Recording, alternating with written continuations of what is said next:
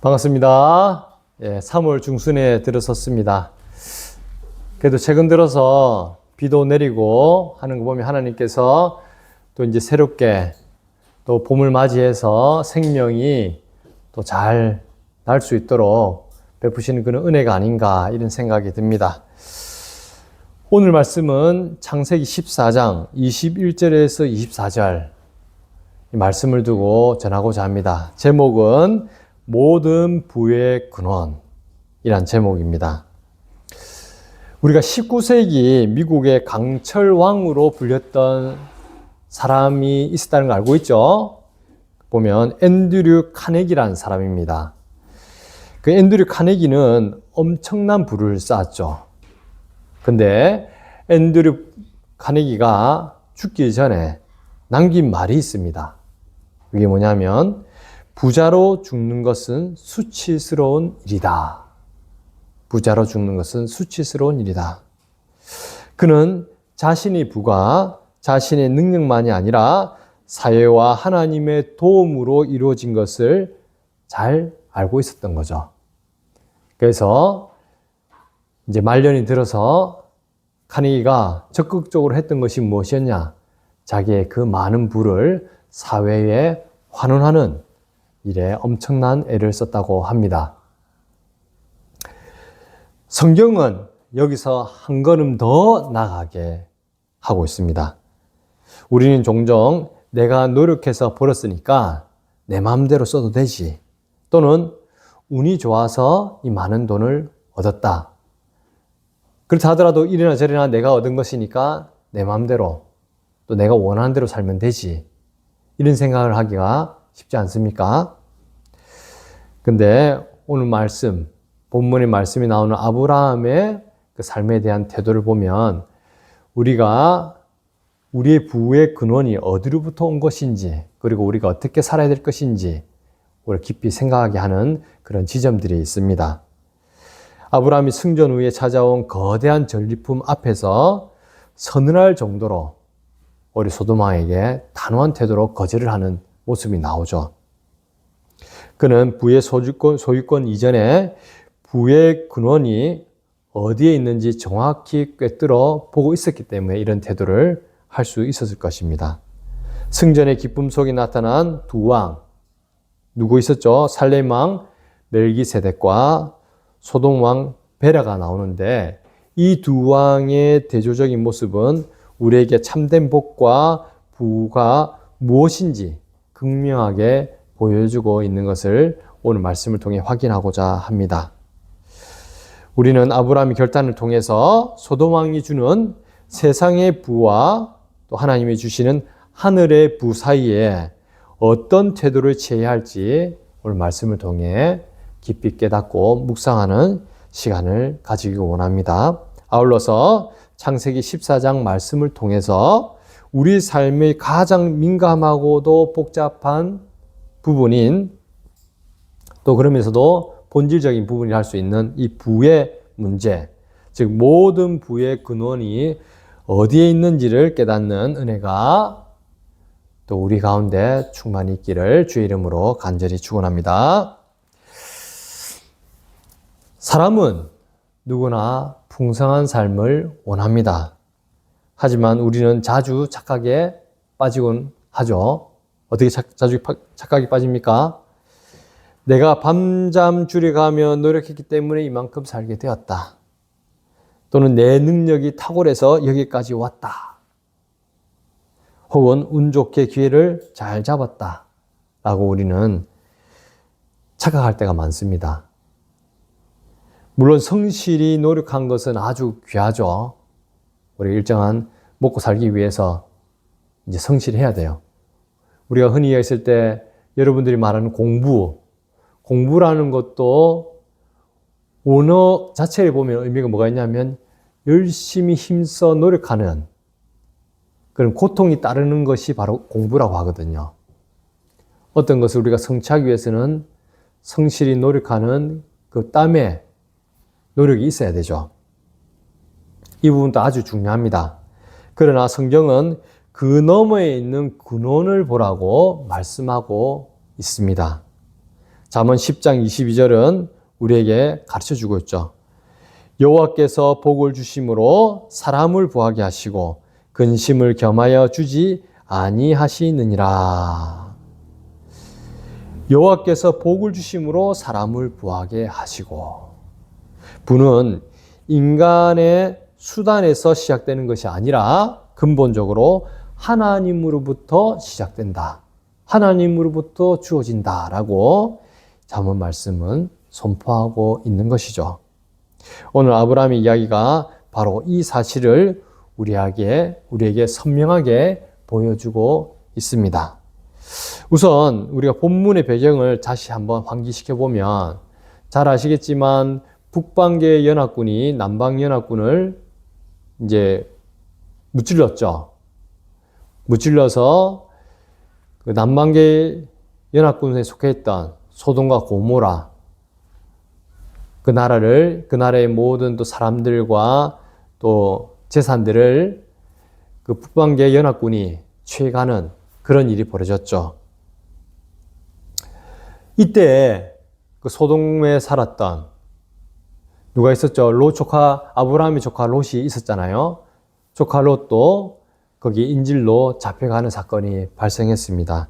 이때 아브라함은 지체 없이 이야기를 듣고 318명의 가신들을 데리고 적극적인 이제 공격을 통해서 기적적으로 승리하는 그런 놀라운 사건을 우리는 확인할 수 있었습니다. 아브라함이 롯과 사람들을 구하고 또 모든 재물들, 즉 전리품들을 되찾아서 돌아오는 그 장면이 오늘 우리 말씀이 나오는 그곳이죠.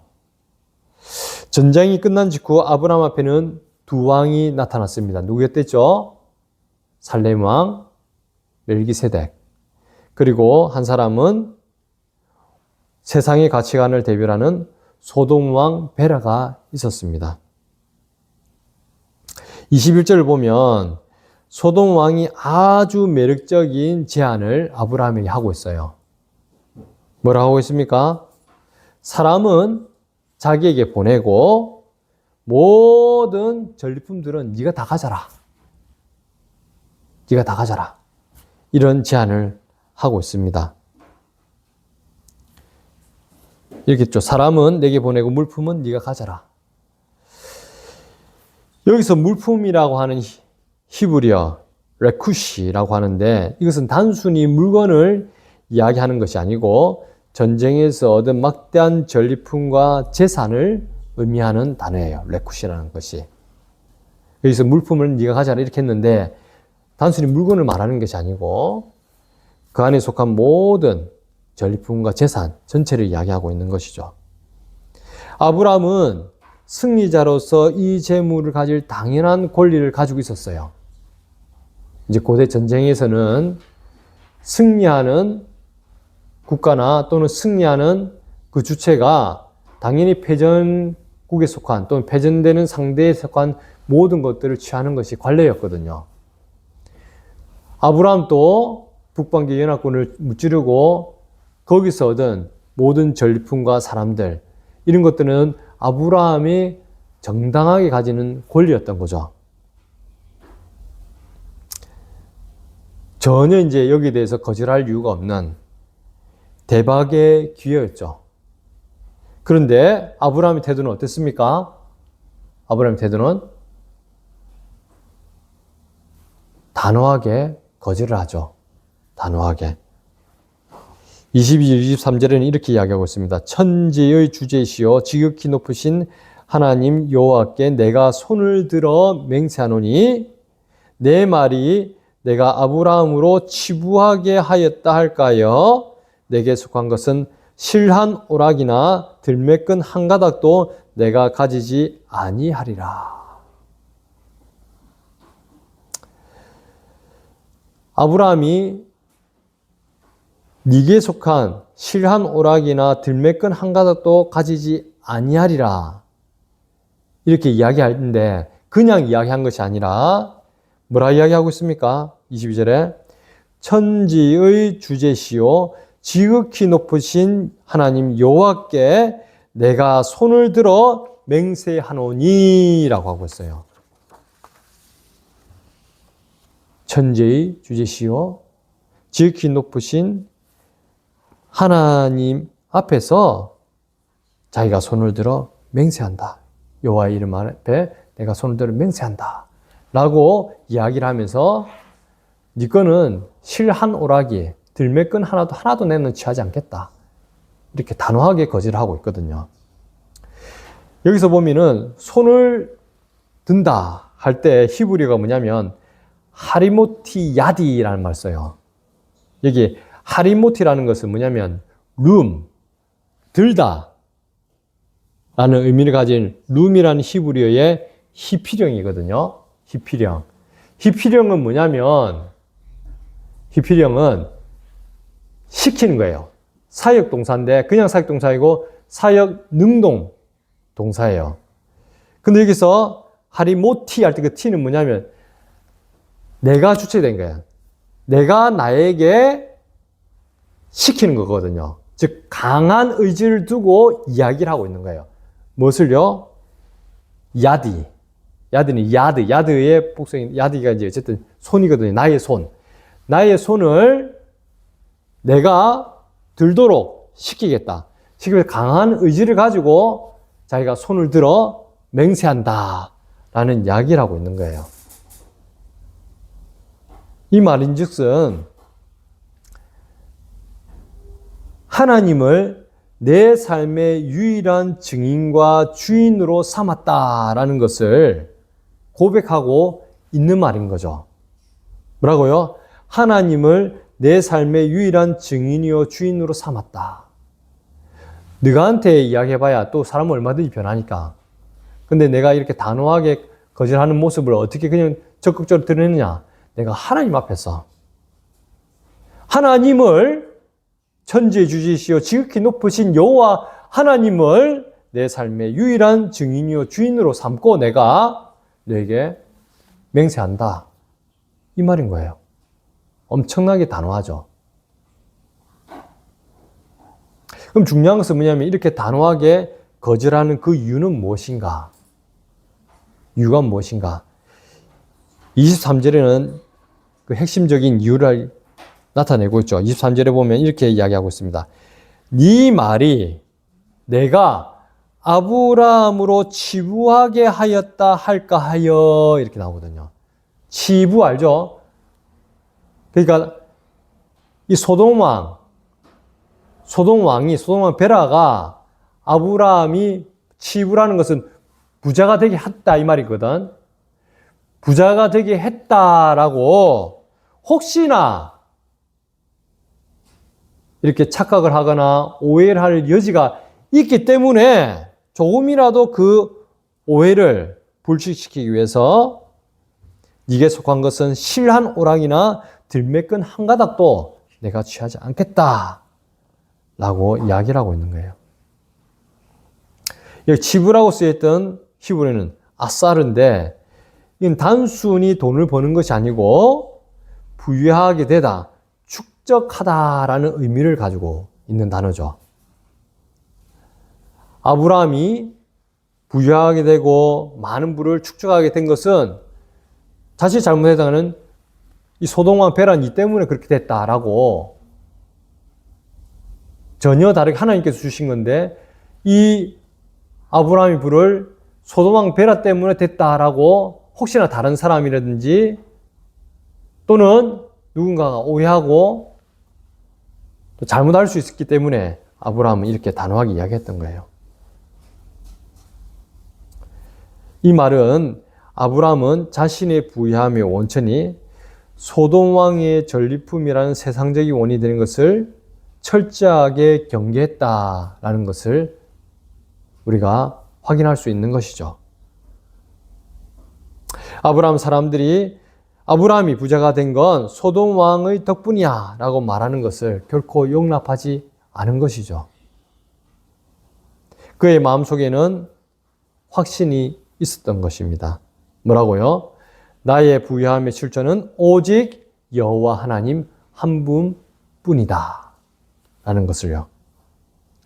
그는 자신이 보기에 오직 엘 엘리온. 여기 엘이라는 것은 하나님이라는 뜻이고 엘리온이라는 것은 지극히 높으신 이런 뜻이거든요. 엘 엘리온, 즉 지극히 높으신 하나님으로부터 온다는 것을 이 소돔뿐만 아니라 소돔왕뿐만 아니라 거기에 자기를 맞이했던 모든 사람들 앞에서 천명한 것과 같은 사건이었죠. 근데 이렇게 이야기할 수 또 근본적인 이유는 또 뭐냐? 우리가 좀 더 역사를 거슬러 올라보면 좀 더 알 수 있습니다. 그건 뭐냐면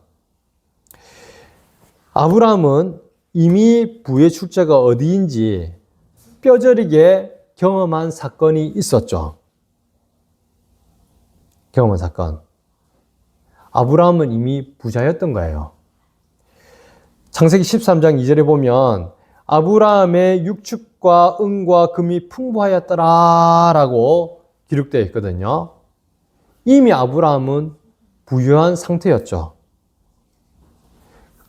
중요한 것은 그럼 이 부가 어디로부터 왔는가? 어디로부터 왔는가? 기억나십니까? 이는 흥미롭게도 아브라함이 가장 부끄럽게 실수를 저질렀던, 허물을 남겼던 그 사건 가운데 있었죠. 가나안 땅에 기근이 심해지자 아브라함이 어땠어요? 애굽 땅으로 내려갔잖아요. 근데 애굽 땅에 내려가니까 아브라함은 어땠습니까? 자기 아내 사례를 어떻게 했습니까? 사례 때문에 자기가 죽임을 당할까 봐 겁나서 사례를 누이라 속이면서 애굽 왕이 팔았잖아요. 그죠? 자기 아내를 누이라고 속이면서 그 애굽 왕에게 줬던 이 아브라함의 그 치부, 이 실패를 통해서 오히려 하나님은 아브라함 부를 쌓도록 하셨거든요. 창세기 12장 16절에 보면 이렇게 됐죠. 아브라함이 오히려 그 상황 가운데 하나님께서 바로에게 재앙을 내리시고 개입하셔가지고 양과 소와 노비와 암수나귀와 낙타를 얻게 하셨다라고 하고 있어요. 아브라함이 잘못했는데, 근데 아브라함이 이 잘못을 하나님께서 온전하게 회복시키신 거예요. 애굽 왕이 살해를 취하지 않도록 애굽 땅에 재앙을 내리고, 또 이 애굽 왕이 오히려 이 사례가 아브라함의 아내임을 알게 하실 뿐만 아니라 그 땅을 떠날 때 애굽 왕이 양과 소와 노비와 암수 나귀와 낙타를 오히려 더 많이 더해서 나가게 하도록 하셨단 말이에요. 하나님은 실패한 아브라함을 포기하지 않으시고 개입하셔서 사라를 보호하셨을 뿐만 아니라 오히려 아브라함이 양과 소, 은과 금을 얻어서 애굽에서 나오게 하셨던 거예요. 이것이 무엇을 보여줍니까? 부는 인간의 완전함 때문에 나온 것이 아니고 전적으로 하나님의 은혜로 주어지는 것이다 라는 것을 아브라함은 자기의 치명적인 그런 허물을 통해서 인생을 통해서 경험했던 거예요. 이 사실을 아브라함은 결코 잊을 수가 없는 거였죠. 그리고 이 원리는 훗날 이스라엘 백성들에게도 똑같이 적용이 됩니다. 400년 이상 지났을 때 아브라함이 했던 하나님 말씀대로 이스라엘 백성들은 애굽 땅에서 400년 이상 종살이를 했잖아요. 그때는 아무 재산도 없었고 오히려 엄청난 고통을 당하면서 종살이를 하고 있었단 말이에요. 근데 이 출애굽 과정에 아무 재산도 없는 이스라엘 백성들을 향해서 하나님은 애굽 사람들의 마음을 움직여서 은금 패물과 의복을 내어주게 하셨단 말이죠. 성경은 분명히 말하고 있습니다.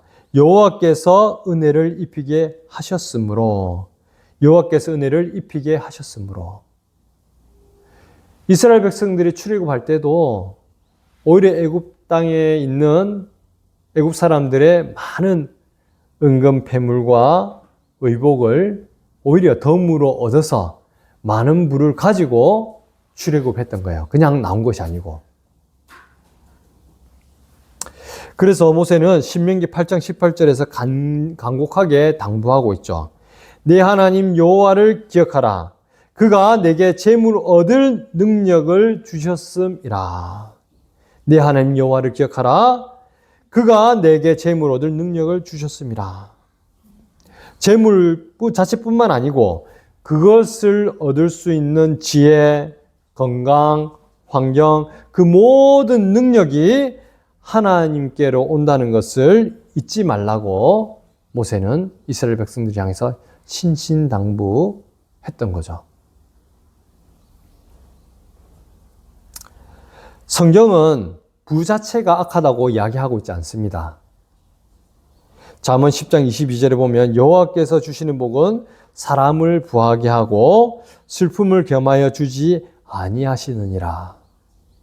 전도서 5장 19절에도 또한 어떤 사람에게든지 하나님이 재물과 부요를 그에게 주사 능히 누리게 하시며 이것은 하나님의 선물이라 라고 이야기를 하고 있죠. 이 말씀처럼 부 자체가 죄악시 되거나 악한 것이 아니라는 거죠. 하지만 성경은 우리에게 부의 위험성에 대해서는 명백히 경고를 하고 있어요. 부의 근원과 목적이 하나님을 떠나 있을 때, 부의 근원과 목적이 하나님께 있어야 되는데 이 하나님을 떠나 있을 때 그것은 우상이 된다는 것을 명확히 일깨워주고 있죠. 하나님 나라의 관점에서 부는 단순히 숫자의 많고 적음이 아니라 그 주인이 누구인가 라는 문제를 우리에게 제시하고 있는 거예요. 뭐라고요? 하나님 나라 관점에서 부는 단순히 부가 많고 적음의 문제가 아니고 그 주인이 누구인가 거기에 대해서 문제를 제기하고 우리가 중심을 두고 제대로 그 주인이 누구인가 라는 것에 대해서 우리가 제대로 알고 그 부를 누려가길 원하는 거죠. 아브라함이 소돔 왕의 제안을 거절한 영적 근거는 마태복음 가르침에서 더 깊이 발견할 수 있어요. 마태복음 19장에 여러분이 잘 아는 부자 청년 비유가 나옵니다. 부자 비유가 아니죠. 사건이니까 부자 청년이 나오죠. 그는 겉으로 보기에는 완벽한 신앙인이었죠. 완벽한 신앙인.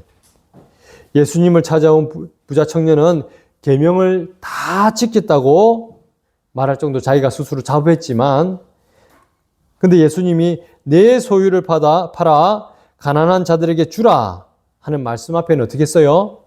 슬퍼하며 떠났다라고 기록되어 있거든요. 왜 슬퍼하며 떠났을까요? 그에게 재물은 단순히 수단이 아니라 자신의 생명과 존재를 지탱해주는 가짜 구원자였기 때문에 그랬던 거죠. 자신의 생명과 존재를 지탱해주는 것이 이 여호와 하나님께 있는 것인데 그것이 아니라 이 재물이 자기의 구원자처럼 여기고 있었기 때문에 예수님이 내 소유를 다 팔아서 가난한 자를 했을 때 오히려 슬퍼하며 떠난 이런 비극적인 사건이 있었던 거예요. 여기서 소유는 단순히 물건이 아니라 자신의 존재적 안보였던 거죠. 결국 그는 영생을 원했지만 영생의 주인이신 그리스도보다 자신의 재물을 더 신뢰했던 것이었고 그렇기 때문에 예수님을 떠나 오히려 영생을 누리지 못하는, 얻지 못하는 이런 안타까운 장면이 연출되었던 거예요. 재물이 주인의 자리에 앉는 순간 사람은 하나님 나라의 잔치에 참여할 영적 눈을 잃어버리게 된다. 재물은 우리가 하나님과 이웃을 섬기기 위한 좋은 도구지, 이 자체가 우리의 주인이 되는 순간 우리는 하나님 나라 잔치를 전혀 누릴 수 없는 그러한 안타까운 존재로서 헛된 삶을 살아가게 된다는 거예요. 예수님을 통해 부자체가 죄라고 말씀하신 것이 아니라 재물이 하나님 나라에 들어가는 것을 가로막는 우상이 될 수 있음을 경고하신 거죠. 아브라함은 소돔왕의 재물을 취함으로써 자신의 안보를 세상의 권력에 맡기는 어리석음을 범하지 않았던 거예요. 또한 마태복음 6장에서는 우리에게 시선을 돌리라고 말씀하고 있죠. 예수님은 산상수훈에서 한 사람이 두 주인을 섬기지 못할 것이라고 단언하셨습니다. 만몬, 이 재물은 단순히 돈이 아니라 하나님과 하나님을 대적하는 영적인 원리로서 돈과 하나님을 동시에 섬길 수 없다라고 이야기를 했던 거죠. 예수님은 무엇을 먹을까 입을까 염려하지 말라고 하시면서 들풀과 공중의 새를 먹이시는 하나님 아버지의 부성적 돌보심을 강조하셨던 거예요. 먼저 그의 나라와 그의 의를 구하라. 이 말씀은 부의 우선순위가 무엇인지 우리에게 제대로 가르쳐주는 말씀이죠. 너희는 먼저 그의 나라와 그의 의를 구하라. 이것은 단순히 돈보다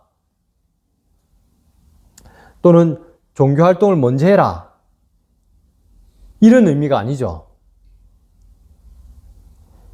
이것은 무슨 뜻이냐면 너희의 공급자가 소돔왕이 아니라 하늘 아버지임을 믿고 그분의 통치 안으로 들어와라.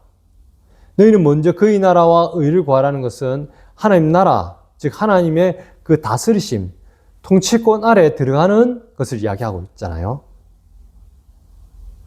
내가 그냥 돈보다는 그냥 이 다른 거 중요하게 여긴다, 이런 차원이 아니고 근본적으로 우리 존재 자체에 대한 새로운 피조물로서 하나님 나라를 살아가는 그 근본 원리에 대해서 이야기를 하고 있는 거예요.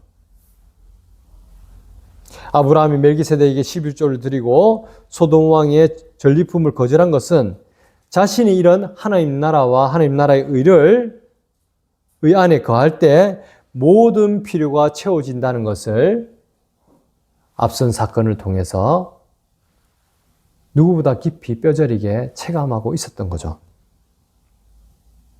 이 하나님 나라의 부유함의 극치로 나타낸 말씀이 바로 고린도후서 8장 9절입니다. 8장 9절에 이렇게 나와 있죠. 우리 주 예수 그리스도의 은혜를 너희가 알거니와 부요하신 이로써 너희를 위하여 가난하게 되심은 그의 가난함으로 말미암아 너희를 부요하게 하려 하심이라. 이 말씀은 구속사의 핵심을 관통하는 말씀이에요. 예수 그리스도는 온 우주의 주인이시며 찬양과 영광을 받기에 합당하신 분이죠. 예수 그리스도 안에 하나님 나라의 모든 부유함이 가득 차 있는 거예요. 그런 예수님은 그냥 영광 받으신 것이 아니고 오히려 나 같은 죄인을 구원하시기 위해 스스로 가장 비천하고 가난한 자리에 내려오셨던 거예요. 이게 인카네이션이잖아요. 성육신 사건. 하늘의 보좌를 버리고 말구유에 누우셨고 마지막에는 입으셨던 옷마저도 다 빼앗긴 채 벌거벗겨져 십자가에 죽으시는 이 예수님은 철저하게 가난해지셨던 거예요.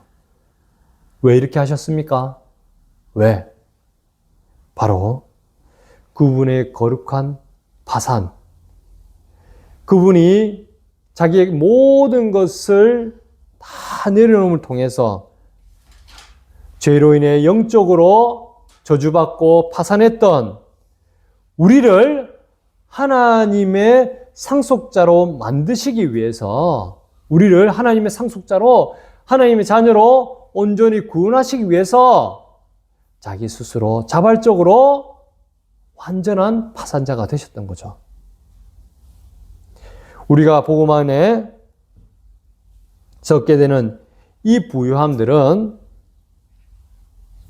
단순히 통장의 잔고가 늘어나는 정도의 복이 아니라는 거예요. 억만금으로도 갚을 수 없는 빚을 단번에 탕감받은 죄사함의 부유함이고, 만물의 주인이신 하나님을 아바 아버지라 부를 수 있는 하나님의 자녀로서 관계가 회복되는 이 관계의 부유함이고, 나아가서는 썩어 없어질 이 땅에서의 기업이 아니라 영원한 하나님 나라의 유업을 잇는 영생의 부유함을 우리는 얻은 자들이라는 거예요. 뭐를 통해서요? 이 주 예수 그리스도의 완전한 자발적인 파산을 통해서, 가난해짐을 통해서 오히려 우리가 이 세상이 그 어떤 것으로도 비교할 수 없는 하나님 나라의 부유함을 얻게 되었다는 거죠. 성도 여러분, 아브라함이 소돔왕의 전리품을 단호히 거절할 수 있었던 이유는, 진짜 이유는 바로 이 복음의 원리를 미리 빡빡기 때문인 거예요.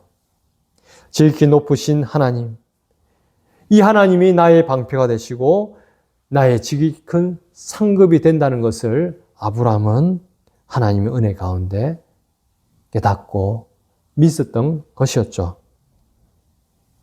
그리고 이 여호와 하나님, 나의 지극히 큰 상급 되신 이 여호와 하나님이 이 소돔왕이 말하는 그 전리품과는 비교할 수 없는 엄청난 가치가 있었다는 것을 잘 알 수 있었던 거죠. 그렇기 때문에 소돔왕이 내미는 그 금덩어리들, 많은 전리품들을 실 한 오락이 같이 가볍게 여겼던 거죠. 그래서 그는 네가 얼마든지 가져라. 나는 그런 거 가질, 쨘쨘하게 그런 거 가지고 내가 만족하고 이런 사람이 아니다. 나는 이미 이 여호와 하나님을 나의 상급으로 삼는 그 하나님 나라의 그 부유함을 누구보다 깊이 맛보았던 자라는 것을 아브라함은 잘 알고 있었던 거죠. 또한 우리 참된 부유함은 단순히 소유를 늘리는 데 있지 않다는 것을 알았던 것입니다.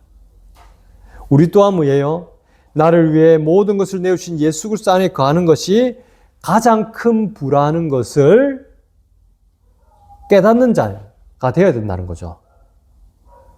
다른 그 어떤 것이 아니라 나 같은 죄인을 구원하셔서 하나님의 자녀요, 하나님의 상속자로서 이 하나님 나라의 모든 부유함을 받은 이 예수 그리스도 자체가 나의 가장 큰 부로 삼는 자가 바로 그리스도인이라는 거예요. 그 부유함을 누리는 자만이 세상의 유혹 앞에서 나는 주님 한 분만으로 만족합니다. 나는 주님 한 분만으로 충분합니다. 라고 당당히 선포할 수 있는 것이죠. 또한 하나님 나라의 관점에서 부는 소유가 아니라 하나님께로부터 위탁받은 청지기적 직무라는 것을 우리는 알아야 되는 거죠. 우리가 가진 모든 소유가 나의 것이 아니라 하나님으로부터 주어진, 그리고 하나님의 영광을 위해서 우리가 써야 될 그런 청지기적 직무를 받은 자라는 것을 알아야 된다는 거예요. 아브라함이 멜기세덱에게, 살림왕 멜기세덱에게 11조를 드리고 소돔왕의 재물을 거절한 것은 그가 이미 하나님이라는 거대한 상급을 소유했기 때문이고, 나아가서는 이 하나님의 뜻에 따라 자기가 이 모든 부를 사용해야 됨을 알았기 때문에, 자기가 청지라는 것을 알았기 때문에 이런 결단을 할 수 있었던 것이죠. 아울러서 하나님 나라의 부는 우리에게 허락하시는 일용할 양식에 대해 감사하는 믿음의 표현인 거예요. 하나님 나라의 부는 어디 있다고요? 일용할 양식에 감사하고 만족하는 그러한 믿음에 있는 거예요. 아브라함이 소돔 왕의 재물을 거절할 수 있었던 비결 중 하나는 그가 매일의 삶 속에서 하나님이 공급하시는 일용할 양식의 비밀을 알았기 때문인 것이죠. 주님께서 가르쳐 주신 기도에 오늘 우리에게 일용할 양식을 주옵시고 라는 이 간구는 단순히 배후를 채우는 음식을 구하는 간구가 아닌 거죠. 이는 웨스민스터 소유문답 114문에 나오는 일용할 양식을 구하는 것이 하나님의 거저 주시는 선물인 줄 알고 믿고 그것과 함께 하나님의 복을 누리게 해주시기를 구하는 것이라고 가르치는 이 가르침에 따라서 공급자에 대한 전적인 믿음을 의미하는 거예요. 전적인 믿음. 아브라함은 이미 멜기세덱을 통해서 떡과 포도주를 대접받았고 하나님이 자신의 공급자이심을 확인했죠. 그렇기 때문에 소돔 왕의 한탕주의식인 이런 부가 없어도 하나님은 매일의 삶 가운데 은혜로 자신의 먹이실 것을 잘 알고 믿었던 거죠. 또 나아가서는 일용할 양식에 감사하는 성도는 탐욕으로부터 자유함을 뜻하는 거예요. 단순히 부를 쌓아두는 것에 목숨을 걸지 않는다는 거죠.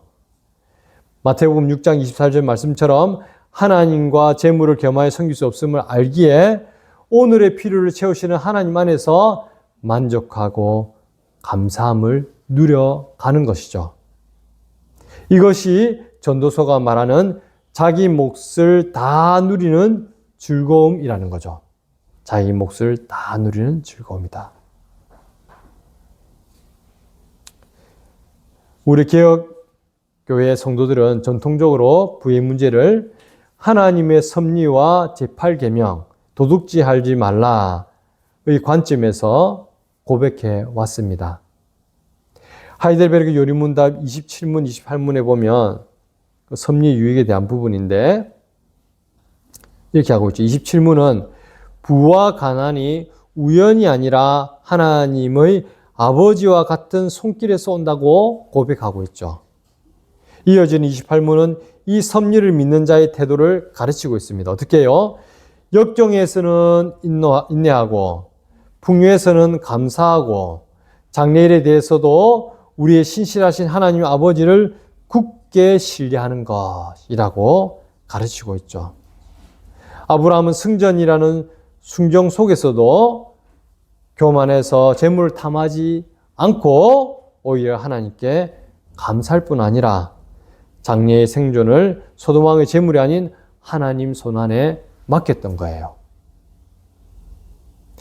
웨스민스터 대요리문답 141문에는 이렇게 이야기하고 있습니다. 우리의 소유를 얻고 증진시키는 데 있어서 절도 있게 행동하며 각자의 능력과 필요에 따라 다른 사람의 결핍을 돕기 위해 아낌없이 나누어 줄 것을 명하고 있어요. 아브라함이 동료들의 분깃을 챙겨준 행위, 그것은 바로 이 공의로운 분배와 이웃사랑의 실천이었던 거죠. 아울러서 이 벨직 신앙 고백서 13조 하나님 다스림 보면 우리는 하나님께서 선한 뜻에 따라 모든 피조물을 다스리심을 믿으며 이 세상에서 일어나는 어떤 일도 하나님의 정하심 없이는 일어나지 않음을 믿는다.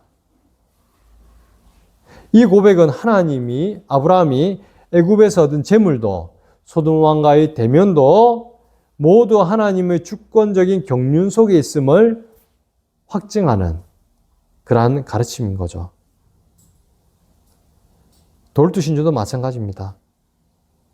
인간의 전적 타락에도 불구하고 하나님께서 베푸시는 일반 은총과 특별 은총을 구별하면서 신자가 누리는 모든 외적인 복이 하나님의 값없는 자비임을 강조하고 있는 것이죠. 하나님의 값없는 자비. 사랑하는 성도 여러분, 오늘 우리가 나눈 아브라함의 결단은 단순한 양보나 겸손이 아닙니다. 이것은 내 인생의 주인과 공급자가 누구인가? 이걸 분명히 하는 치열한 영적 전투이자 승리였습니다. 그렇다면 오늘 살아가는 우리에게 이 말씀은 어떻게 실제적인 삶의 의미로 맺어져 가는지 한번 생각해 봐야 되겠죠.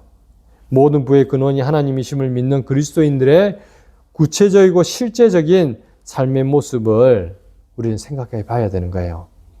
세 가지로 정리하며 말씀을 마치고자 합니다.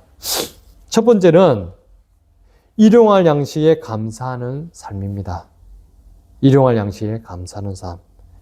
예수님은 우리에게 기도를 가르쳐 주시며 가장 먼저 오늘 우리에게 일용할 양식을 주시옵고 라고 간구하게 하셨죠. 여기서 일용할 이란 말은 문자 그대로 오늘 나에게 꼭 필요한 것, 그리고 오늘 우리에게 꼭 필요한 것, 이것을 의미하는 거예요. 우리는 미래를 준비한다는 명목으로 내일의 양식, 10년 뒤의 양식까지 내 창고에 쌓여 있어야만 안심이 되고 그것을 위해서 많은 애를 쓰고 있죠. 본성이죠, 본성. 물론 우리가 아끼고 필요에 감사하는 것은 근본적으로 나 혼자만의 것이 아니라 우리에게 주시는, 그래서 하나님을 사랑하고 이웃을 위해, 교회를 위해 섬기기 위해서 우리도 이 부를 잘 활용해야 됩니다. 단순히 오늘 밭에 무조건 오늘 다 닦아 쓰는 게 아니고, 당연히 어떻게 해야 돼요? 오늘 하루 주시는 필요에 감사할 줄 알면 자연스럽게 어떻게 되느냐? 축적이 됩니다. 우리 축적이 안 되면 우리가 좀 생각을 해봐야 돼요. 혹시나 우리가 원하는 것에 집중되어 있지 않는가? 진짜 하나님께서 필요하시는 그 지점에 우리는 감사하고 있는가? 물론 상황이 100% 우리가 확실한 부분은 없기 때문에 그렇지만 하나님께서는 우리의 필요는 반드시 채우시는 분임을 알고 믿는다는 것은 실질적으로 우리 삶 가운데 적용이 되죠. 물론 이 필요라는 것이 사람마다 상대적으로 다를 수도 있기 때문에 뭐라고 딱 수치적으로 또는 명시할 수 있는 부분은 아니겠지만 근본적으로 하나님은 우리의 필요를 반드시 채우신다. 다만 이런 하나님을 믿는 우리는 뭐냐? 일용할 양식에 감사하는 믿음이 있어야 되는 거예요. 그리고 이 일용할 양식이 단순히 나의 일용할 양식이 아니라 우리의 일용할 양식이라는 것을 기억해야 되는 거죠. 그 말인즉슨 매일의 양식과 매일의 은혜를 공부하는 이 하나님으로 인해서 우리가 기뻐하고 감사할 수 있는 믿음이 있어야 된다는 거예요. 광야의 이스라엘 백성들에게 만나를 주실 때도 하나님은 딱 하루치만 허락하셨죠. 그것은 우리가 매 순간 우리에게 공급하시는 분은 이 하나님을 믿고 바라보게 하시기 위함이었던 거예요. 오늘 내 식탁에 놓인 빵 한 조각, 그리고 나에게 필요한 모든 삶의 필요들이 이 여호와 하나님께서 섬세하게 우리의 필요를 채우신다는 것을 알고 믿는 것이 필요하죠. 그리고 지금까지 그런 하나님을 우리가 감사 찬송하며 이런 하나님을 우리가 증가하는 삶을 살아가는 것이 필요하다는 거죠. 그래야 할 때 아브라함처럼 우리가 세상의 유혹 앞에서도 당당할 수 있는 거죠. 그리고 두 번째로는 하나님 나라를 먼저 구하는 삶입니다. 우리의 우선순위가 어디에 있는가가 우리의 소속을 결정합니다. 마태복음 6장 33절은 명확히 가르치고 있죠. 너희는 먼저 그의 나라와 그의 의를 구하라. 그러면 이 모든 것을 너에게 더하시리라. 아브라함은 재물보다 먼저 하나님 나라와 그분의 영광을 구했던 거죠. 소돔 왕의 전리품을 취했다면 아브라함은 세상적인 기준으로 금세 훨씬 더 큰 치부가 되었을 거예요. 부자가 되었겠죠. 하지만 그는 하나님의 이름이 세상 권력에 의해 가려지는 것을 거부할 수 있었던 거죠. 왜요? 하나님 나라의 그 부유함은 단지 지금 눈에 보이는 세상의 그 기준에 의한 그 부랑 비교할 수 없다는 걸 알았기 때문에 재물 자체가 나쁜 것은 아닙니다. 그러나 재물이 하나님보다 앞서면 그것이 우상이 된다는 것을 여러분은 반드시 기억해야 돼요. 그리고 세 번째로는 재물을 하나님 나라를 위해 사용하는 삶이 되어야 되는 거죠. 어떻게 해요? 성경은 결코 부유함을 죄라고 말은 하지 않고 있죠.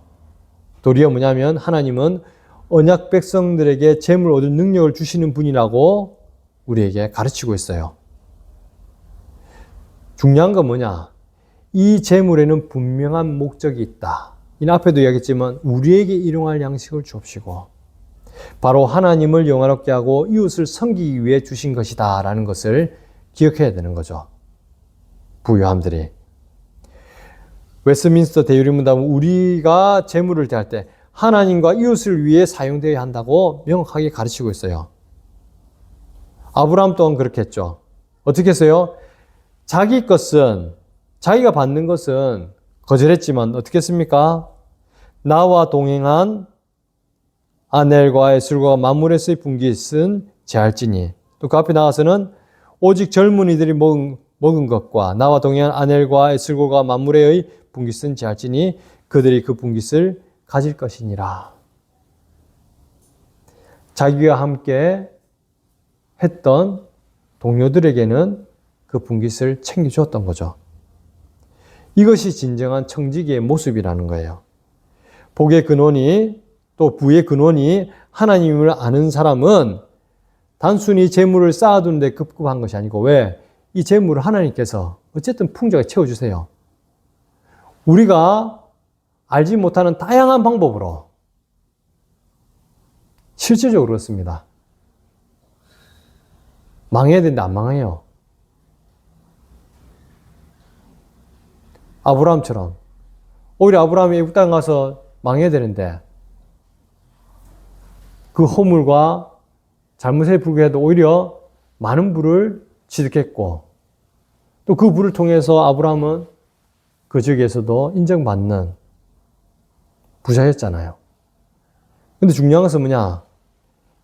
이 부를 나를 위해 쓰는 것이 아니라 주와 복음을 위하여 이웃을 위하여 우리가 사용할 수 있는 그런 자가 하나님께서는 그 하늘의 부유함을 소유한 자고 또 나아가서는 뭐냐면 차고 흔들어 넘치도록 끊임없이 우리에게 다양한 은혜의 방편으로 그 부를 채워주신다는 것을 여러분은 기억하셔야 되는 거죠. 사랑하는 성도 여러분, 말씀을 맺겠습니다. 아브라함은 소돔왕 앞에서 당당히 손을 들어 선포했습니다. 나는 아무것도 받지 않겠노라. 내 부의 근원은 오직 하나님 한 분뿐이시다.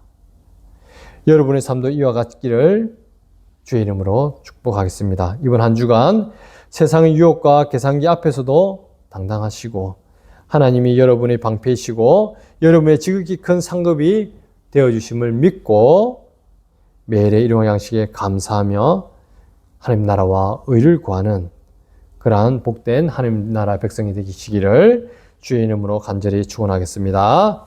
기도하겠습니다.